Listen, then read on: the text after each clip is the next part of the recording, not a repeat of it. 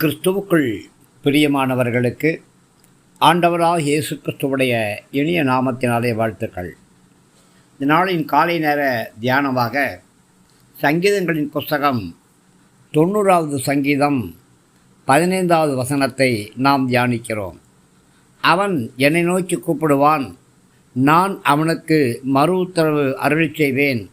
ஆபத்தில் நானே அவனோடு இருந்து அவனை தப்புவித்து அவனை கனப்படுத்துவேன்.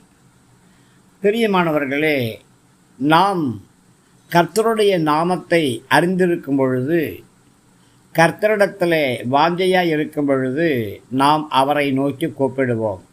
அதாவது கர்த்தரிடத்திலே ஜெபம் பண்ணுவோம். கர்த்தர் நமக்கு மறு உத்தரவை அருளிச் செய்வார். நம்முடைய ஜெபத்தின் வழியாக நாம் கர்த்தரோடு இணைந்து ஐக்கியமாயிருப்போம். பிரியமானவர்களே, கர்த்தர் நமக்கு நல்ல ஒரு வாக்கு தத்தத்தை கொடுத்திருக்கிறார்.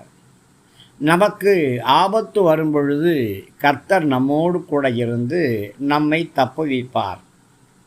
14ஆம் வசனத்திலே, அவன் என்னிடத்தில் வாஞ்சையாய் இருக்கிறபடியினால் அவனை விடுவிப்பேன் என்றும், 15ஆம் வசனத்திலே, ஆபத்தில் நானே அவனோடு இருந்து அவனை தப்புவித்து அவனை கனப்படுத்துவேன் என்றும் சொல்கிறார்.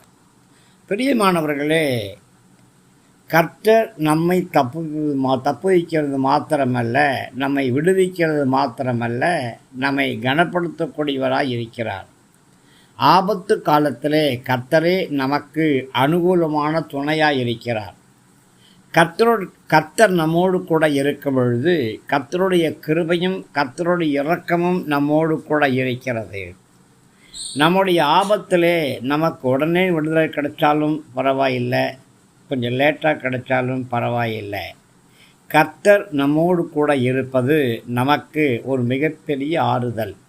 எல்லா நேரங்களிலும் ஆண்டவருடைய கிருபையின் பிரசன்னம் நம்மோடு கூட இருக்கணும்.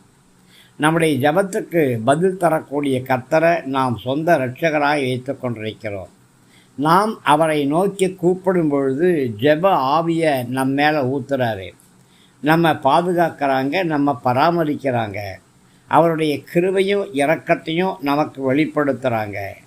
நம்முடைய ஆத்மாவில் பலனை கொடுக்குறாங்க, நம்மளை தைரியப்படுத்துகிறாங்க என்று வேதம் சொல்லுகிறது. பிரியமானவர்களே, தாவீதை போல பவுலை போல நீங்கள் தேவனுடைய சமூகத்தில் ஜெபிக்கணும். என் கிருபை உனக்கு போதும் அப்படின்னு சொன்ன கர்த்தருடைய வசனங்களை சார்ந்து கொண்டு கர்த்தருடைய பாதத்தில் காத்திருக்கணும். கர்த்தர் விடுவித்து